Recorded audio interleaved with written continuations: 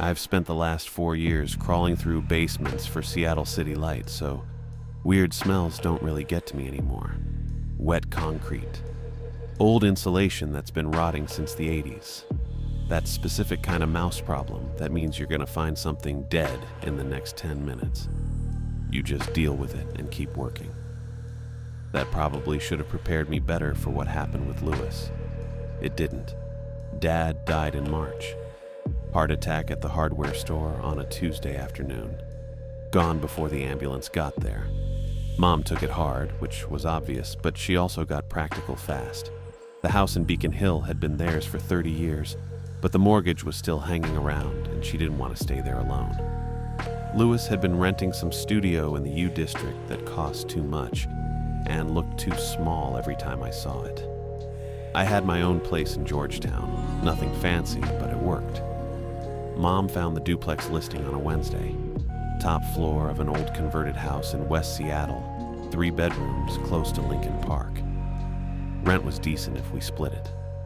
She asked if I'd move in with her and Lewis for a while, just until things settled. I said yeah. We moved in April. The duplex was older than it looked in the photos, which was pretty standard.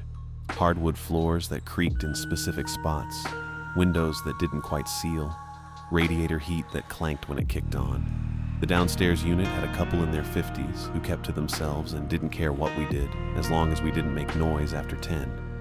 I took the bigger bedroom because Lewis didn't want it. He took the small one at the end of the hall, right next to the bathroom. Barely fit a twin bed and a desk in there. Mom got the master with the bathroom attached, which made sense. Lewis kept to himself. That wasn't new. He'd always been quieter than me, more in his own head. After Dad died, he got worse about it. He'd come home from his part-time gig at the campus bookstore, go straight to his room, stay there until he needed food, or had to leave again, Mom worried. That also wasn't new. I figured he just needed time. Then the trip started. First one was a Saturday in May. Lewis got up early, didn't say much, took the bus down to the ferry terminal and rode over to Bainbridge Island. He was gone all day. Came back after dark and went straight to his room. Mom asked where he'd been. He said he just wanted to walk around. Fine. Weird, but not impossible. The next weekend he did it again. Same thing. Ferry to Bainbridge, gone all day, back after dark. Third weekend he took the bus all the way up to Port Townsend. That was a longer trip. He didn't get back until almost midnight. Mom was pacing the kitchen when I got home from Curtis's place. She asked if I thought Lewis was okay. I said probably. She didn't look convinced. The fourth trip was when the photos started. Lewis went back to Port Townsend, out to Fort Worden State Park. I didn't know much about it except that it used to be a military base or something. Lots of old bunkers and gun batteries from way back. Lewis sent Mom a picture of a concrete doorway, rusted hinges still hanging on, then another one of a tunnel entrance with a chain-link gate across it, then a third of some kind of sealed hatch set into the ground. Mom showed me the photos on her phone. She asked what I thought he was doing out there. I said he probably just liked the history, exploring old buildings. Lots of people were into that. She scrolled back through the photos. She said he'd been going every weekend for a month.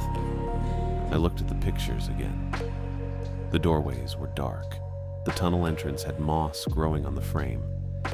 The hatch looked like it hadn't been opened in decades. I told her I'd talk to him. I didn't get around to it. Work picked up. We had a substation project in Ballard that ran long, and I was pulling extra shifts to cover for a guy on leave. I'd get home late, eat something, crash. Lewis was usually in his room already. Mom kept showing me photos. More bunkers, more sealed doors. One of them had water pooled in front of it, black and still. Another had graffiti on the walls, old spray paint that looked faded. I asked her if Lewis had said anything about why he kept going back. She said no. He just sent the photos. That was it. Then it was Friday, June 9th. I remember the date because I'd been planning to take the weekend off and actually sleep in for once. I got home around 6. Mom was in the kitchen making stir fry. I asked if Lewis was home yet. She said no. He texted her that morning saying he was taking the bus up to Port Townsend again. I grabbed a beer from the fridge and sat down at the table. I asked if he'd said when he'd be back. She shook her head. She said he usually got back by midnight. I said okay. Midnight came and went. Mom texted him. No response. She called. Straight to voicemail. By 1 a.m, she was in my room, asking if I thought we should call someone. I sat up and checked my own phone. Nothing from Lewis. I texted him. Didn't go through. Mom said maybe his phone died. I said probably. She stood in my doorway for a minute, just holding her phone. Then she asked if I could drive over to the U district and check his usual spots. Maybe he'd gone back to campus instead of coming home. I told her it was 1 a.m. Campus would be dead. She said please. So I got dressed and drove over. Took me 20 minutes. I parked near the bookstore where he worked and walked around for a bit. No sign of him. I checked the coffee shop he liked on the Ave. Closed. I walked past his old studio. Lights were off. I texted Mom. Told her he wasn't here. She called me. She asked if I could check the library. I said it'd be locked. She said just try. I walked over to Suzalo. Locked. I walked around the whole building. Nothing. I called her back. Told her I was heading home. She sounded like she'd been crying. I got back to the duplex around 2:30. Mom was still up, sitting on the couch with her phone in her lap. She asked if I thought we should file a missing person report. I said we should wait until morning. He was an adult. He'd probably just missed the last bus and crashed somewhere. She didn't say anything. I sat down next to her. We waited. At 2:53, her phone buzzed. She grabbed it so fast, she almost dropped it. She opened the text and just stared. I leaned over to look. It was from Lewis. A photo. Blurry, dark, hard to make out. Water, maybe. Black and flat. A thin line of lighter gray at the top that could have been sky or fog or nothing. The metadata said it was taken at Point Wilson. Below the photo, fine phone's dying. Mom let out a breath. She texted back immediately. Where are you? Do you need a ride? No response. She called. Straight to voicemail. She looked at me. She said at least he was okay. I took her phone and zoomed in on the photo.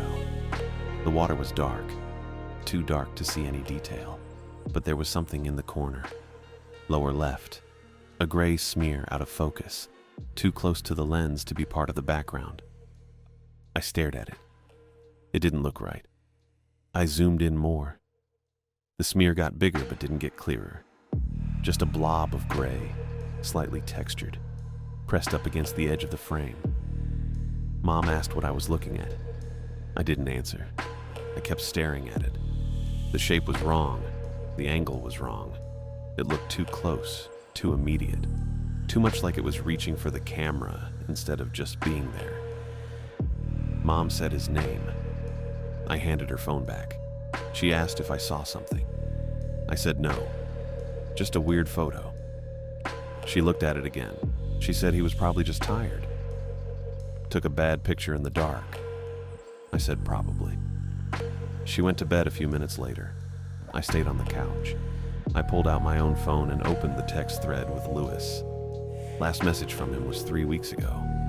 Just a thumbs up emoji in response to something I'd asked about dish soap. I thought about texting him again. Didn't. I went back to the photo Mom had shown me. She'd forwarded it to me while I was still sitting there. I zoomed in on the gray smear again. It still looked wrong. I couldn't stop staring at it. Sunday afternoon, Lewis walked through the door. I was on the couch watching something I wasn't paying attention to. Mom was in the kitchen wiping down counters she'd already wiped twice. The lock clicked and she dropped the sponge and practically ran to the hallway. Lewis came in carrying his backpack and looking completely normal. That was the weird part. He looked fine. Mom grabbed him and started crying into his shoulder. He stood there and let her do it. Didn't hug back exactly, but didn't pull away either. I got up and walked over. That's when I noticed his hair was wet. Not damp, actually wet. Like he'd just gotten out of a shower or walked through rain. It hadn't rained. I'd checked the weather 3 times that morning because I was going to drive out looking for him if he didn't show up by 4. Clear skies all weekend, 58 degrees and dry. His hair was soaked. Mom pulled back and held his face in her hands. Where were you? Why didn't you call? I was about to call the police, Lewis. I was this close. My phone died, he said. His voice sounded normal too. Quiet, but normal. That was Lewis. You've been gone since yesterday morning, Mom said. It's almost 3. Where did you sleep? I crashed at the park, Lewis said. There's benches. Mom's face did something I didn't like. She looked at me, and I looked at Lewis. His backpack hung off one shoulder. It looked wrong, too light. The straps weren't pulling at all. What about your charger? I asked. You always bring your portable charger. Lewis blinked. I forgot it. Mom pulled him toward the kitchen. Sit down. I'll make you something. Are you hungry? You must be starving. I'm okay, Lewis said. Sit, Mom said. Not a suggestion. Lewis sat at the table and let his backpack slide to the floor. It hit the linoleum with almost no sound. I stood in the doorway watching him while Mom opened the fridge and started pulling out containers. His hoodie was damp too. Not just the shoulders, the whole thing. And it smelled. Not like sweat exactly. More like lake water. Or seaweed left in the sun. Mom set a plate in front of him with leftover chicken and rice from Friday and some cold green beans. Lewis picked up a fork and started eating. That's when it got strange. He ate fast, really fast. He wasn't chewing, just scooping food into his mouth and swallowing and scooping more. His jaw moved, but it didn't look right. Too quick. The rice was gone in maybe 30 seconds, and he started on the chicken. Mom stood there watching with her hand on her mouth. I could tell she wanted to say something, but didn't know what.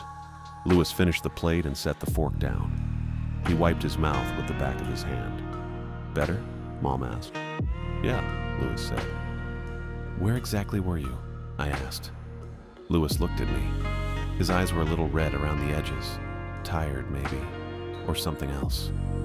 Fort Worden, he said. We know that part, I said. You texted Mom before you left. I found a tunnel, Lewis said. Mom pulled out the chair across from him and sat down. What tunnel? In the old batteries, Lewis said. There's one that's not on the maps. It goes farther than the others. I leaned against the door frame. How far? I don't know, Lewis said. I kept walking and it kept going. I thought it would loop back, but it didn't. So you got lost, Mom said. Lewis nodded. I got turned around. In a tunnel, I said. Yeah, for a whole day. I didn't have my phone, Lewis said. I couldn't see the time. That part actually made sense. Those old military tunnels didn't have lights anymore. If you went in without a good flashlight, you could definitely lose track of time. I'd been in a few basements like that for work. Once you're underground long enough, your sense of direction goes. You should have stayed put, Mom said. If you're lost, you're supposed to stay in one place. I wasn't lost, Lewis said. I was just turned around. Mom rubbed her face. She looked exhausted. I figured she hadn't slept. Don't do that again, she said. Please, I can't do that again. Okay, Lewis said. He stood up and grabbed his backpack. It lifted way too easy. He walked past me into the hall and I heard his door close. Mom looked at me. That's it? What do you want him to say? I asked. I don't know. Something. An apology, maybe. He said okay. That's not an apology. I walked over and sat where Lewis had been. The chair was still warm. He's fine. He got lost in a tunnel and missed the last ferry. It happens. His hair was wet, Mom said. Probably splashed water on his face at a bathroom somewhere. Mom didn't look convinced, but she didn't argue. She got up and took Lewis's plate to the sink. I stayed at the table for a minute. I wanted to believe what I just said. It was a reasonable explanation. Lewis went exploring, lost track of time, got stuck overnight, came home. Simple. But his backpack bothered me. And the smell. I got up and went to my room.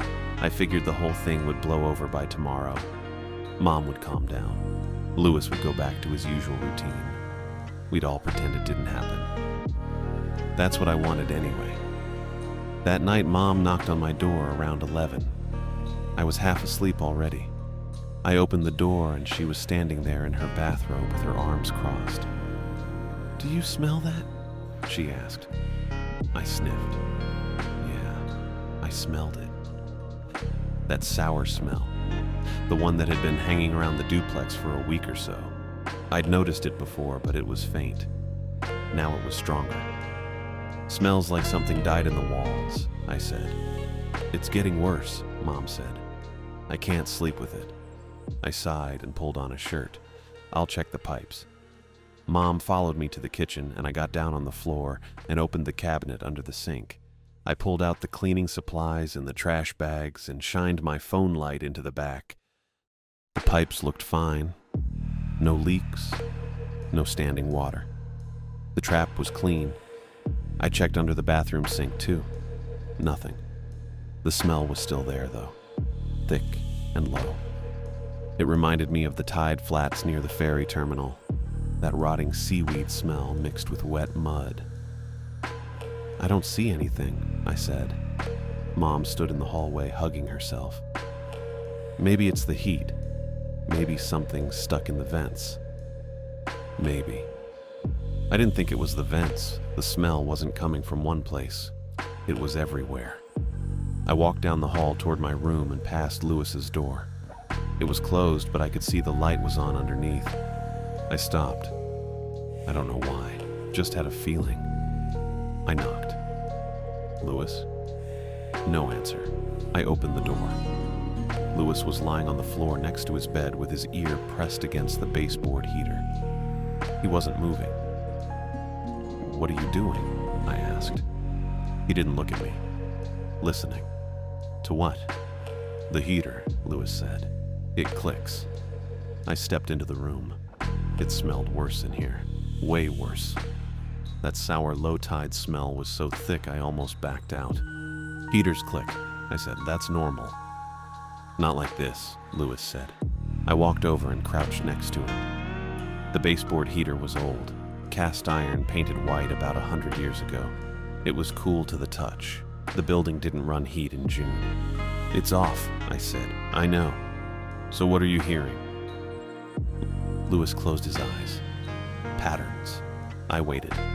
"It clicks 3 times," Lewis said. "Then stops. Then clicks twice. Then stops. Then 3 again." I put my hand on the heater. I didn't feel anything. "You're tired," I said. "You were gone all weekend. You need to sleep." "It's tapping back," Lewis said. "What?" "I tapped on it earlier," Lewis said, "and it tapped back." I stood up. My knees cracked. I looked down at Lewis lying there on the floor in his damp hoodie with his eyes closed and his ear against the heater. "Get some sleep," I said. I left and closed the door behind me. Mom was waiting in the hall. "Is he okay?" "He's fine," I said.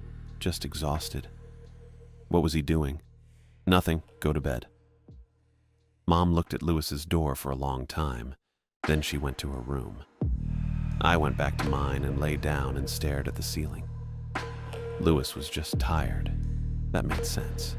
He'd been wandering around Fort Worden for God knows how long without food or decent sleep. People get weird when they're exhausted. I'd seen it on job sites. Guys working doubles who'd start seeing things or hearing things that weren't there. That's all it was. But I kept thinking about his backpack, how light it was, and his hair, still wet hours later. And the smell.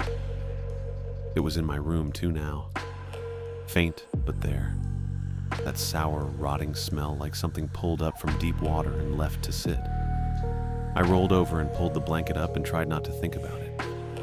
The smell didn't go anywhere. The week after Lewis came back played out wrong from the start. Monday, he didn't go to work. I heard Mom knock on his door around 8 in the morning asking if he was up. He said yeah. She asked if he needed a ride to campus. He said no, he wasn't going in.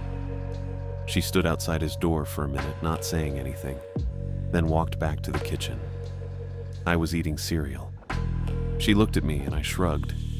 People skip work. Happens. Tuesday, I had an early call for a transformer inspection in Fremont. Left the house around 6. Got back that night close to 8 and the duplex was quiet. Mom was on the couch with her laptop doing billing work from the hospital. I asked if Lewis was home. She said yes, in his room. I asked if he'd gone to campus. She said no. I walked down the hall and knocked. Lewis said, "Come in." I opened the door. He was sitting on his bed with his back against the wall, fully dressed in jeans and his hoodie, shoes still on. The lamp on his desk was off, just the overhead light. He looked at me and didn't say anything. I asked if he was feeling okay. He said yeah. I asked if he was planning to go back to work. He said probably. That was it. I closed the door. Wednesday I came home around 6 and found Mom in the kitchen again. She was cutting vegetables but not cooking them, just lining them up on the cutting board in even rows. I asked what was up. She said Lewis had been in and out all day. I asked what she meant by in and out. She said he'd leave his room, walk to the bathroom or the kitchen, stand there for a few minutes, then go back. Sometimes he'd leave the duplex entirely, be gone for an hour, then come back and go straight to his room. I grabbed a beer and sat at the table. Asked if she'd talked to him. She said she tried. He didn't say much. I told her to give him space. People process stuff different. She put the knife down and looked at me. Said this wasn't processing, this was something else. I didn't have an answer for that. That night I woke up around 2 in the morning because I heard footsteps in the hall. Slow, uneven. I opened my door and saw Lewis standing outside the bathroom in the dark. He wasn't moving, just standing there facing the wall where the vent was. I said his name. He turned his head but didn't look at me, looked past me, then walked back to his room. I stood there for a minute, then went back to bed. Thursday I had a half day. Came home around noon and Mom was at work. The duplex was quiet, but I could hear something running. Sounded like the bathroom sink. I walked down the hall and the bathroom door was open. Lewis was inside, crouched next to the tub, with his hand on the baseboard where the heat vent was. He had his fingers pressed against the metal slats like he was testing the temperature. I said, "Hey." He pulled his hand back and stood up. Looked at me. His eyes were red again, same as when he'd come home Sunday. Not like he'd been crying, like he hadn't slept. I asked what he was doing. He said checking something. I asked checking what? He said the airflow. I didn't know what to say to that, so I just nodded and walked back to the kitchen. Friday, I got home late, close to 9. Mom was in the living room with the TV on, but she wasn't watching it. She was staring at her phone. I asked if Lewis was home. She said yes, but she wanted to talk to me first. I sat down. She said Lewis needed to see someone, a doctor, urgent care and minimum. She'd looked up walk-in clinics near us and found one in Admiral that took our insurance and was open until 10 on weekends. I said okay. She said she'd tried to bring it up with him earlier and he'd shut her down completely. Told her he was fine. When she pushed, he said he wasn't going. I asked what his reason was. She said he told her hospitals have too many eyes. I sat with that for a second, asked her to repeat it. She said it again. Too many eyes. That was what he'd said. I rubbed my face, told her I'd talk to him. She said she didn't think talking would work. I said I'd try anyway. I got up and walked to Lewis's door, knocked. He said, "Come in." I opened it, and he was at his desk this time, sitting in the chair facing the window. The blinds were open. It was dark out. He was just looking at nothing. I said Mom was worried about him. He didn't turn around, said he knew. I said she wanted him to see a doctor, and I thought that wasn't a bad idea. He said he wasn't going. I asked why not. He said, "Hospitals have too many eyes." I stood there trying to figure out what that meant. Asked him to explain. He said it exactly the same way again. Too many eyes. Like he was reading it off something. I told him it didn't have to be a hospital. Could be a clinic. Small place. In and out. He turned in the chair and looked at me. His face was pale and his lips looked dry, kind of chapped. He said he didn't need it. I said, "Humor me then." Said I'd drive him tomorrow after my shift. Just a quick check to make sure everything was fine, and then we'd come home. He stared at me for a long time. I couldn't tell what he was thinking. Finally, he said, "Okay." I said okay as in he'd go. He said yeah. I told him I'd be home by 4 and we'd leave right after. He nodded. I left his room and went back to the living room. Told Mom he'd agreed to go tomorrow. She looked relieved. Asked what I said to convince him. I told her I'd just asked. She said she'd tried that. I said maybe he needed to hear it from me. She didn't look like she believed that, but she didn't argue. That night was quiet. I went to bed around 11 and didn't hear Lewis in the hall. Figured maybe things were leveling out.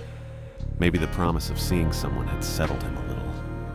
That was stupid, but I thought it anyway. Thursday, I worked a maintenance route in Sodo, replacing panel covers, checking conduit runs, standard stuff. Got done a little early and texted Mom I was heading home. She texted back asking if I was still taking Lewis to the clinic. I said, yeah. She sent back a thumbs up.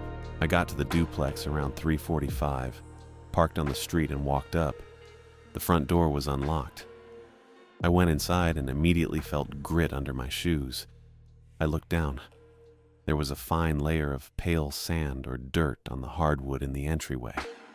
Not a lot, just enough to notice. I followed it into the kitchen. More of it there, scattered near the sink. Lewis was standing at the counter barefoot with the faucet running. His hands were under the water and he was rinsing them slow, turning them over, rubbing his palms together. He was staring down into the drain. I said his name. He didn't look up, just kept rinsing. I said we were supposed to leave in 15 minutes. He said okay, but didn't move. I walked closer and saw the grit on the floor was pale, almost white. Fine texture. Looked like sand from a beach. I asked where it came from. He turned off the water and dried his hands on his jeans. Said he'd brought some stuff back. I asked from where. He said the park. I looked at the floor again. There was a trail of it leading from the kitchen down the hall. I walked past him and followed it. It got thicker near his door. I pushed the door open. His room smelled wrong, salty and wet and rotting. The carpet near the window was damp, darker than the rest, and there were clumps of something dried and brown scattered across the floor. I stepped inside. The bedding was shoved into the far corner in a heap. The desk chair was pushed against the closet, and on the floor in the middle of the room were pieces of seaweed. Long, stringy pieces, some still wet, some dried out and brittle. Next to them were small shells, crab shells maybe, pale and broken. I just stood there. Lewis came up behind me. I didn't hear him walk down the hall, but suddenly he was in the doorway. I asked what this was. He said he brought back pieces. I asked pieces of what? He said pieces so he wouldn't forget the way out. I turned and looked at him. He was standing there calm, hands at his sides, face blank. I asked what he meant by the way out. He said the way back, from the tunnel. I told him he'd said he got out Sunday, 4 days ago. He said yeah, but he needed to remember how. Mom texted me around 4:30 saying she was staying late at Harborview. One of the neighbors downstairs had filed a formal complaint about noise and smell with the property manager. She was trying to call them back and smooth things over before it turned into an eviction notice. That gave me maybe 3 hours. I started with the seaweed. The pile in Lewis's room was bigger than I thought when I'd first looked. It filled the corner near the window and spread halfway across the carpet in a wet, uneven mound. I grabbed 2 trash bags from under the kitchen sink and doubled them up, then went back and started scooping handfuls into the bags. The stuff was cold and slimy, falling apart in my hands. It smelled worse up close. That thick salt rot smell that had been filling the duplex all week concentrated now into something I could barely breathe through. I filled one bag, tied it off, started another. My hands were covered in slime and bits of broken kelp. I kept going. The carpet underneath was soaked through, darker than the rest of the room, and when I pressed my hand against it, water pooled up around my palm. Great. I'd have to deal with that next. It took 4 bags total to get all the seaweed up. I hauled them 2 at a time down the stairs and out the side door to the dumpster behind the building. The bags were heavy and leaked a little on the way, leaving a thin trail of salt water on the hardwood. I'd clean that after. The dumpster was around back near the alley. I heaved the first 2 bags over the side and heard them land with a wet slap. Went back for the other 2. The whole time I kept expecting someone to come out and ask what I was doing, but nobody showed. The couple downstairs had their blinds closed. I dumped the last 2 bags and shut the dumpster lid. Back inside, I grabbed towels from the bathroom, every one we had, and spread them over the wet spot in Lewis's room. Then I stood on them and pressed down with my weight, trying to soak up as much water as I could. The towels turned dark immediately. I wrung them out in the bathtub, went back, repeated. Did that maybe 6 times before the carpet stopped releasing water when I stepped on it. The smell was still there though, heavy and low, clinging to the walls. I opened Lewis's window all the way and turned on the ceiling fan. Then I went to the kitchen and got the bottle of floor cleaner from under the sink, came back, and scrubbed the carpet with a sponge. It didn't help much. The smell was in the padding, probably, maybe even the subfloor. But at least the surface looked better, less dark, less obviously wrong. I checked the time, 5:40. Mom would be home by 7, maybe earlier if the call went fast. I threw the towels in the wash, ran the water hot, added extra detergent. Then I mopped the hardwood in the hall where the seaweed trail had been. The grit came up easy, but left faint streaks I had to go over twice. When I finished, I went back to Lewis's room to check my work. That's when I saw the vent cover. It was lying on the floor next to the desk, flat on its back. The screws were still in it. I looked up at the wall where it should have been and saw the opening. It was too big. Way too big. Normal duct vents are maybe 8 inches by 10, standard size. This was at least twice that, maybe more. The edges weren't clean either. It looked like someone had taken a hammer or a pry bar and just knocked out a section of the wall. The lath was broken, splintered wood sticking out at angles, and the plaster around it was crumbled and rough. I stepped closer. The space behind it wasn't a duct. It was just dark, empty, a gap between the walls. I pulled out my phone and turned on the flashlight, shone it inside. The light didn't reach far, maybe a foot, 2 feet. Enough to see the framing studs running vertical, old 2x4s with gaps between them. The insulation was missing or had never been there. Just open space going back into the wall and down, probably all the way to the foundation. I angled the phone higher, trying to see if the gap went up too. That's when I saw the scratch marks. They were on the wood framing, 4 parallel lines running horizontal across one of the studs. Fresh. The wood underneath was lighter where it had been scraped, pale and clean compared to the rest. I moved the light and saw more marks further in, same pattern. 4 lines, evenly spaced. Like someone had dragged their fingers across the wood while climbing through. I pulled my hand back and turned off the light. The room felt smaller suddenly. The smell was still there, but now it felt like it was coming from inside the walls. not just the carpet. I picked up the vent cover and set it back over the opening. It didn't stay. The screws had been torn out and the holes were stripped. I leaned it against the wall instead and left the room, shut the door behind me. Mom got home at 7:15. I was in the kitchen when she came in, sitting at the table with a beer I hadn't opened yet. She dropped her bag on the counter and rubbed her face with both hands. She looked exhausted. "Did you talk to them?" I asked. "Yeah." She went to the sink and poured herself a glass of water. I smoothed it over. "For now." "What did you say?" "That we'd take care of it. That it wouldn't happen again." She drank half the glass in one go, set it down. "Is Louis home?" "He's in his room." She nodded, didn't move. I opened the beer, took a drink. Then I said it. "He's been in the walls." Mom turned and looked at me. Her face went pale, just for a second. Then the color came back, and she frowned. "What are you talking about?" "The vent in his room. He pulled it off. There's a hole behind it and it goes into the wall. I saw scratch marks inside, fresh ones. He's been climbing through." Mom stared at me. She didn't say anything. "I'm serious," I said. "Go look." She set the glass down hard. "Stop." "Stop what?" "This." She gestured at me, her hand shaking a little. "He's grieving, Peyton. He's processing. He doesn't need you making accusations." "I'm not accusing him of anything. I'm telling you what I saw. He lost his father 4 months ago. You know how hard that's been for him, for all of us." Her voice was getting louder. "He needs support right now, not this." I didn't respond. She crossed her arms. "Did you talk to him? Did you ask him about it?" "No." "Then how do you know it was him?" "Who else would it be?" She didn't answer that. She looked away, toward the hall, then back at me. "I'll talk to him," she said. "But you need to stop doing this. Stop looking for problems."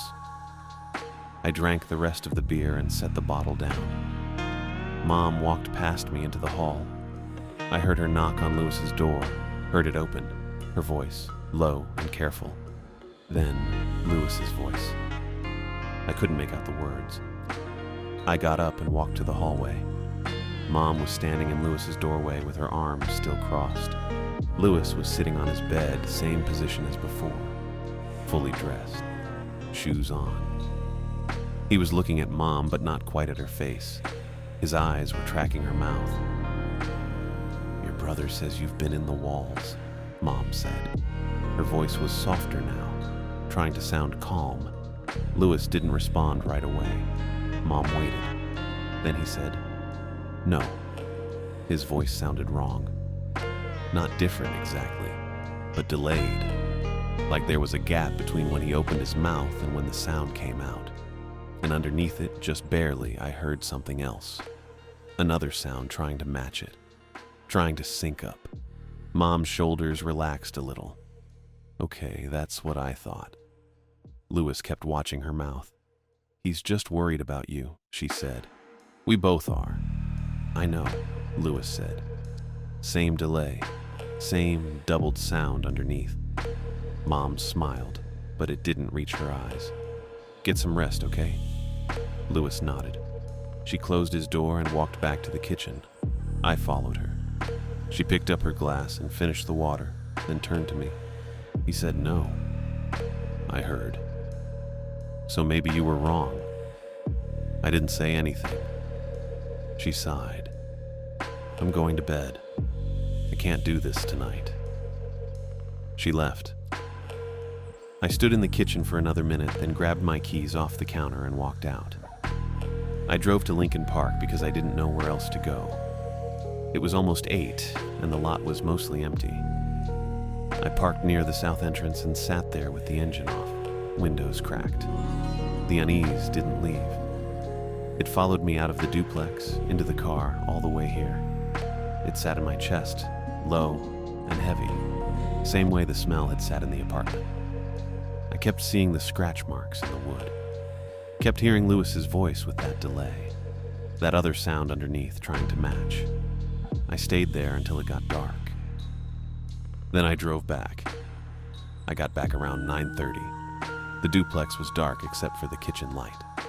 I parked on the street, locked the truck, and walked up to the front door. Inside, Mom was on the couch, still dressed, shoes on, lying on her side with one arm tucked under her head and the other hanging off the edge.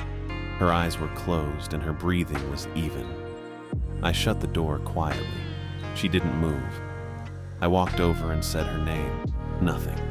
I said it again, louder. She stirred, opened her eyes halfway, and blinked at me like she didn't know where she was. "Hey," I said. "You okay?" She sat up slowly, rubbing her face. "What time is it?" 9:30. She looked around the room. Her purse was on the coffee table. The TV was off. She frowned. "I don't remember lying down." "You were out cold."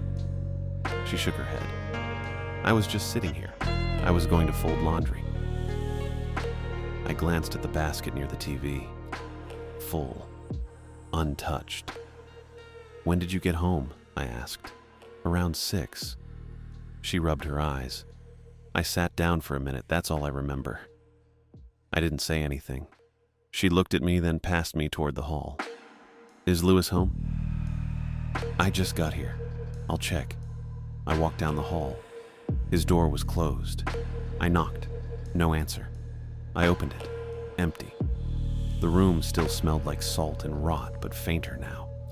The window was still open. The carpet was damp, but not soaked. The vent cover was back on the wall.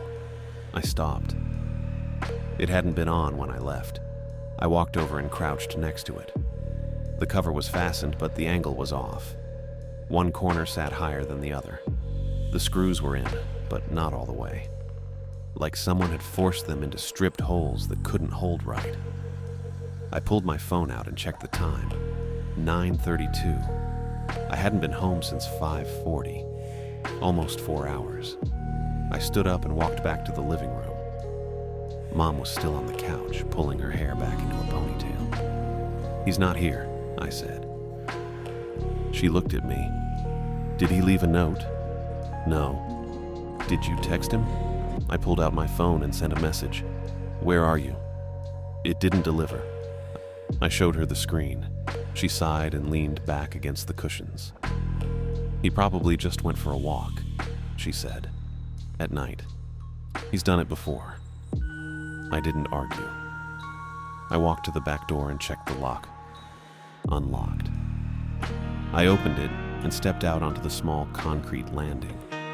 The motion light clicked on. The yard was narrow, mostly dirt with a couple of shrubs near the fence. The back gate was closed.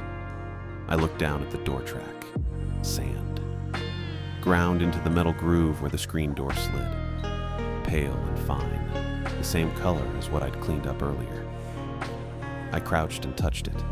Gritty. Cold. I stood up, went back inside, and locked the door behind me. Mom was standing in the kitchen now, pouring herself water. "Anything?" Back door was unlocked. She paused, mid-pour. "Did you lock it this morning?" "I don't know. Probably." She set the glass down.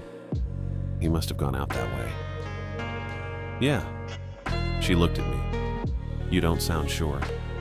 I didn't answer. I went back to Lewis's room and pulled the vent cover off the wall. It came away easily. The screws barely held. I set it on the floor and shined my phone light into the opening. The wall cavity was still there. Dark. Empty. The studs were visible about 2 feet in, same as before. The scratch marks were still there too. But now there was something else. A sound. Soft. Steady. Low hum. Almost like a vibration. Not mechanical. Not electrical. Just a hum. I leaned closer. The sound shifted. Moved. Not staying in one place. It traveled along the studs from left to right, then back again. I pulled back. The hum stopped. I waited. 10 seconds. 20. It started again. Fainter this time. Farther away. Moving down, maybe toward the floor or the foundation. I put the vent cover back on and left the room. I sat on my bed and called Curtis. He picked up on the third ring. Yeah? Hey, got a question. Go ahead. What's a proper duck chase supposed to look like? In a duplex? Old one, like 1920s. He was quiet for a second.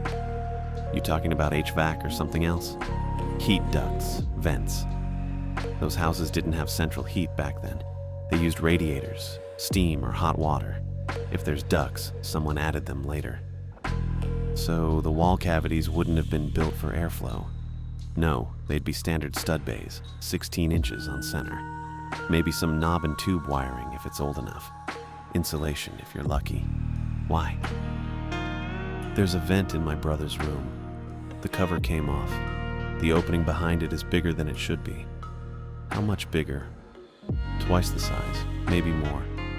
And it goes back pretty far, like into the wall.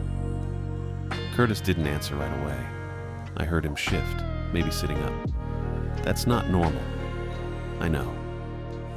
Someone modified it, knocked out lath, pulled insulation.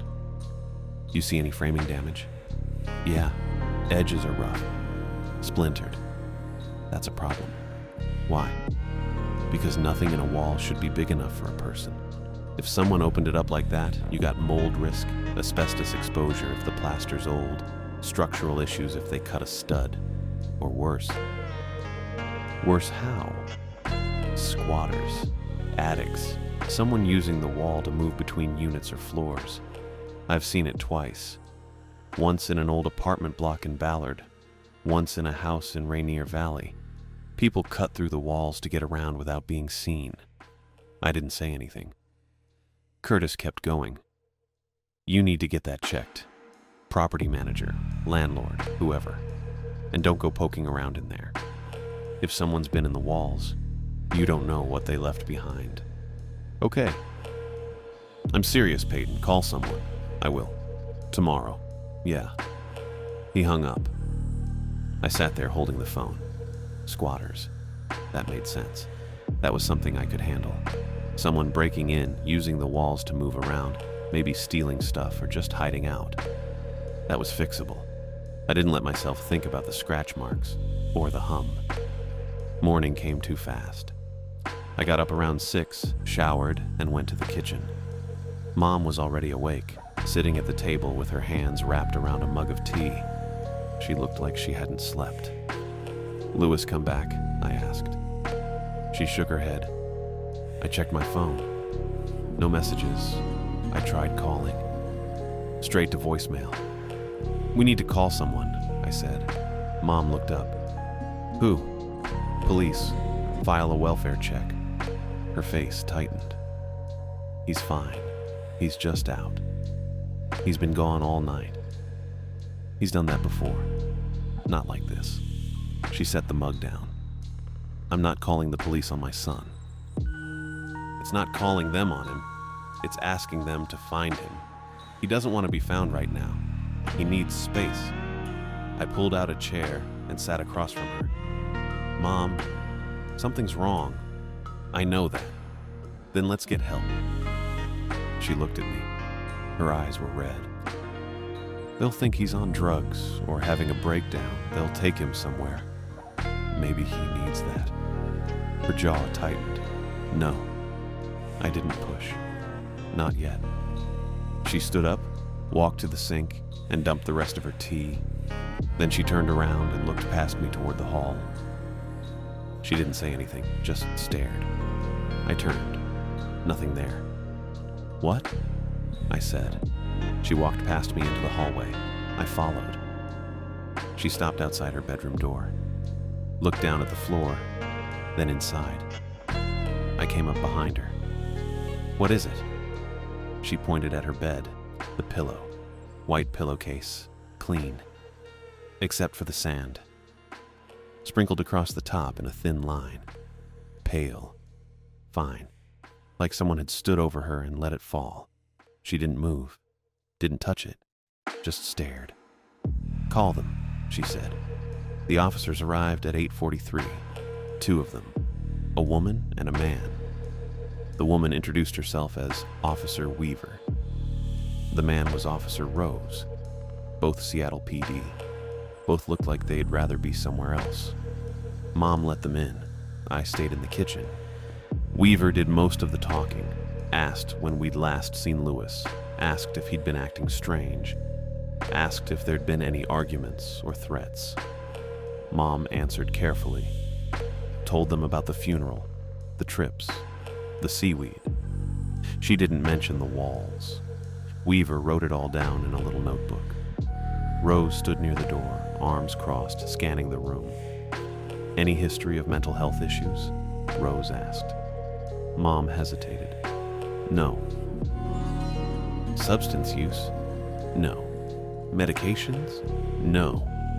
Rose nodded, didn't look convinced. Weaver flipped a page in her notebook. Has he made any threats? To himself or others? No, Mom said. Nothing like that. And you're sure there wasn't a fight? Disagreement about something? No. He's just been quiet. Weaver looked at me. You live here too? Yeah. When did you last see him? Yesterday, around 5. How did he seem? Same as usual. Which is quiet. Keeps to himself. Rose shifted his weight. And you didn't think that was worth mentioning earlier? I looked at him. Mentioning what? That he's been acting off. I didn't say that. You said he's quiet. Keeps to himself. After losing his dad, that's not normal. I didn't answer. Weaver stepped in. We're just trying to get a full picture. Is there anything else we should know? I glanced at Mom. She was staring at the floor. Yeah, I said. There's something in the walls. Rose frowned. What? In his room. There's a vent. Someone pulled it off and knocked a hole in the wall, big enough to climb through. Weaver's expression didn't change. Show us. I led them down the hall. Mom followed. I opened Lewis's door and stepped aside. The smell hit them first. Weaver wrinkled her nose. Rose pulled a face. What is that? Weaver asked. Seaweed, I said. He brought it back from a trip. I cleaned most of it up yesterday. I walked over to the vent and pulled the cover off. It came away easy. Both officers stepped closer. Weaver shined a flashlight into the opening. Rose leaned in next to her. That's just old construction, Weaver said. Lath and plaster. Probably been like that since the place was built. No, I said. The edges are fresh. Someone knocked it out. Rose looked at me. You see anyone do it? No. Then how do you know? Because the plaster's broken, the wood's splintered, and there's scratch marks inside. Weaver angled the flashlight. I don't see any marks. They're farther in, on the studs. She moved the light, paused, pulled back. Could be from rats, she said. They're not from rats. Rose crossed his arms. You think your brother did this? I didn't answer. Has he shown any signs of self-harm, paranoia, hallucinations? No. But he's been acting strange. Yeah. And now he's missing. That's why we called you. Weaver put the flashlight away. We'll file the report. Put out a bolo. If he turns up, we'll bring him home. That's it? Mom said. Weaver looked at her. That's all we can do right now. He's an adult. No signs of foul play. No evidence of immediate danger. What about the sand? I said. What sand? On her pillow. Someone put it there. Rose looked at Mom. Did you see anyone in your room? No, I was asleep. Doors locked. I thought so. Windows? Closed, Rose nodded. Probably tracked in on your clothes, or his. Easy to miss. I stared at him. You think she dumped sand on her own pillow? I think there's a lot of explanations that don't involve breaking and entering. The front door opened. We all turned. Lewis walked in. He was smiling, too wide, teeth showing, eyes bright. Hey, he said. Sorry, just took a walk. Mom exhaled, walked toward him. Where have you been? Around. All night? Lost track of time. Weaver stepped into the hall. You Louis Wong? He looked at her. The smile didn't change. Yeah. Your family was worried. You okay? I'm fine. Where were you? Walking. All night. Yeah. Rose moved closer. You on anything? Medication? Drugs? Louis's smile widened. No. You sure? Yeah. I looked at his cuffs, damp, dark with water, the same smell, salt and rot. I looked at the wall behind him, a thin gray smear, horizontal, about shoulder height, like someone had brushed against it on the way in. Weaver followed my eyes, looked at the smear, looked back at Louis. She didn't say anything. Rose pulled out a card and handed it to Mom. Call us if anything changes. They left. Mom stood in the hallway staring at Louis. Louis kept smiling. I looked at the smear on the wall again. The officers hadn't said a word about it. That night, the duplex went quiet. Not regular quiet. The kind that felt wrong. I lay in bed staring at the ceiling with my phone on the nightstand, and the sound of Mom's door closing around 11 still sitting in my head. The officers had left at 9. They'd spent 40 minutes looking at the wall, the vent, the hole behind it. They took notes. They asked questions. Then they told us to keep our phones on and call if Louis showed up. Mom walked them out and came back looking smaller than usual. She went straight to her room without saying anything. I kept waiting for Louis's door to open, for footsteps in the hall, or something. Nothing came. The quiet pressed down heavier the longer I lay there. No radiator clanking, no traffic from the street, no wind against the windows. Just silence that felt like it was waiting for me to fall asleep. I rolled onto my side and checked my phone. 12:30. No texts, no missed calls. Then the baseboard heater clicked. I'd heard it before. It happened sometimes when the heat cycled on. A soft metallic tick when the metal expanded. Normal. This one didn't stop. Click, pause, click, pause, click. Slow, steady, rhythmic. I sat up and stared at the heater along the wall under the window.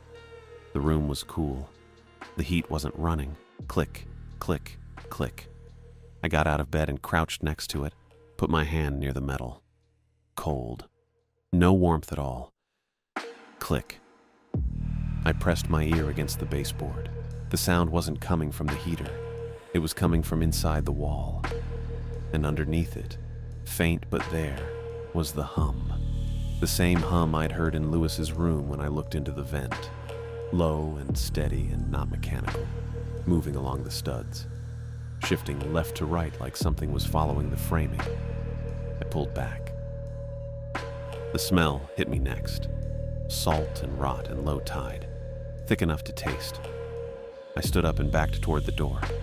The hum kept going. Closer now, right behind the baseboard. Right there. I grabbed my phone and opened the door into the hall. Louis was standing at the end, near the bathroom, with his forehead pressed against the wall. He wasn't moving, just standing there, arms at his sides, feet bare, head tilted forward so his face was flat against the paint. Then he rocked, just a little, forward and back, like he was testing something, feeling for a seam or a weak spot. I said his name. He didn't respond. I said it again, louder. He rocked again, shoulders shifting, head pressing harder. I reached for the hall light switch and flipped it on. Stop, I said. Louis stopped rocking. Then he turned. His eyes were cloudy. Not red anymore, cloudy. Pale around the edges with the pupils too wide. His lips were split down the middle and wet. Not bleeding, just wet. Salt water dripping off his chin and a thin line that hit the floor without a sound. And his shoulders. They shifted wrong, out of sync with his hips. like something inside was adjusting, resettling, getting the proportions right. I took a step back. Lewis took a step forward. I turned and went into the bathroom, slammed the door, locked it, flipped the light on, and pulled my phone out with shaking hands. I dialed 911. It rang twice. 911? What's your emergency? A woman's voice, calm, professional.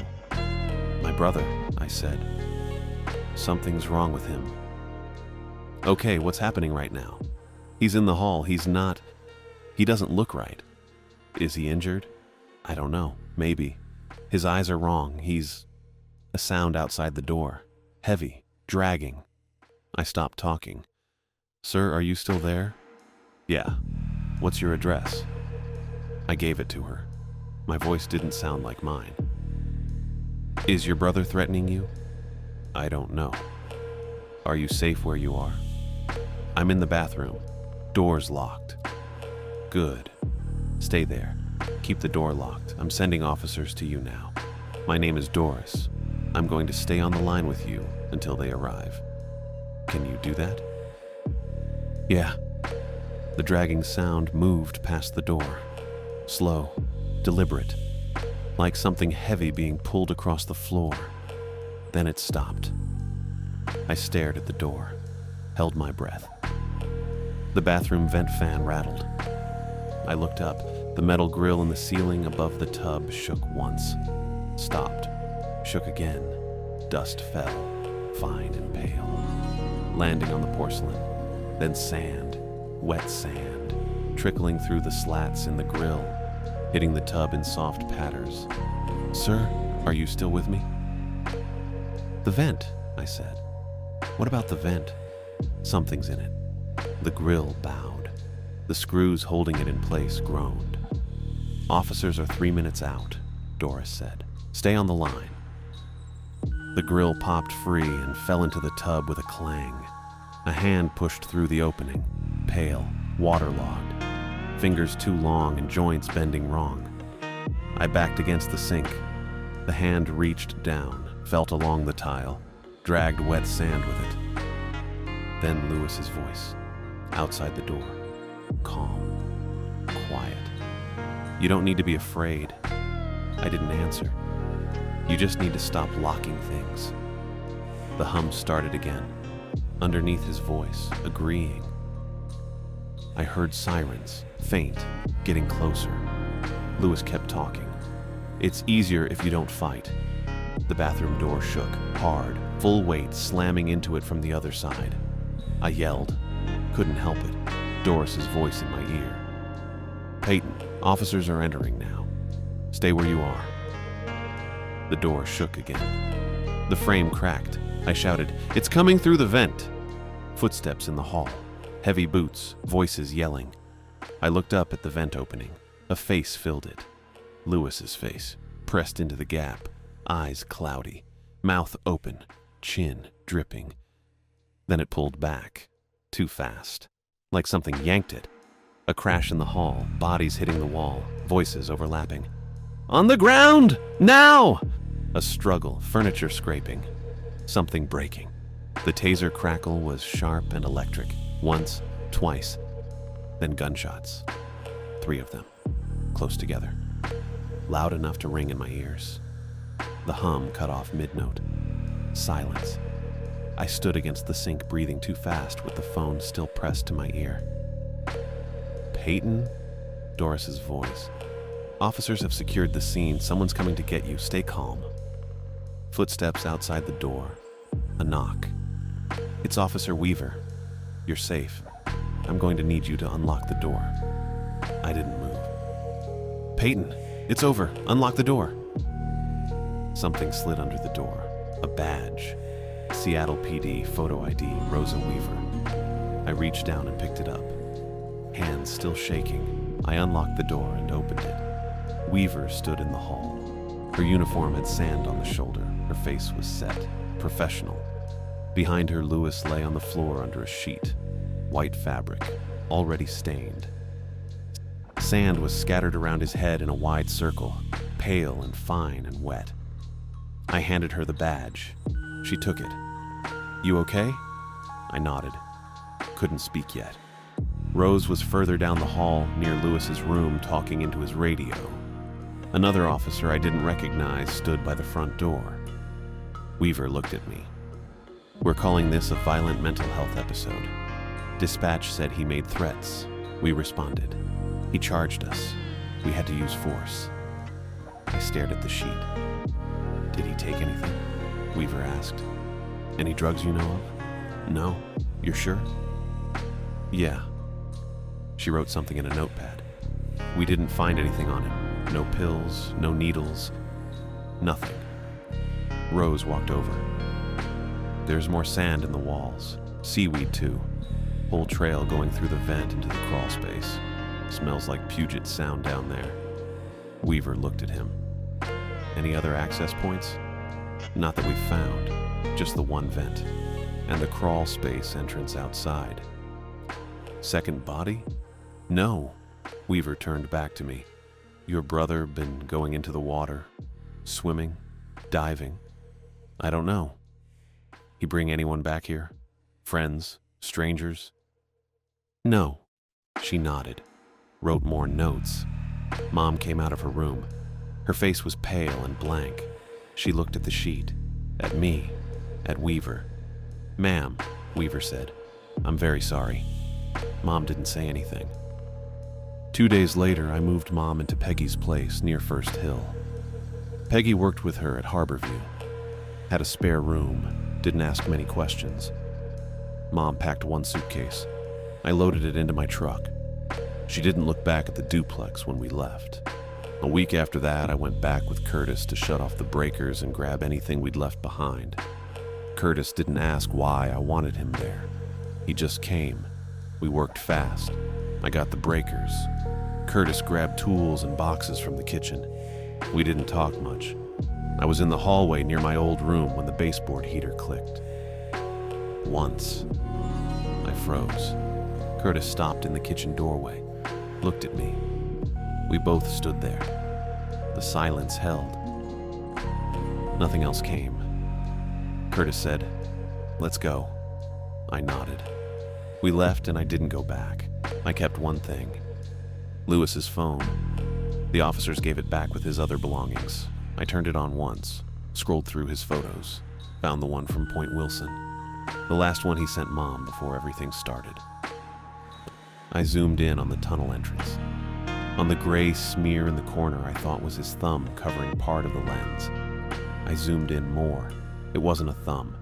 It was a shoulder, leaning into frame, right next to Lewis. Close enough to be real, blurry enough to deny. I zoomed in again, and again the pixels broke apart. The image turned to noise, but I kept looking.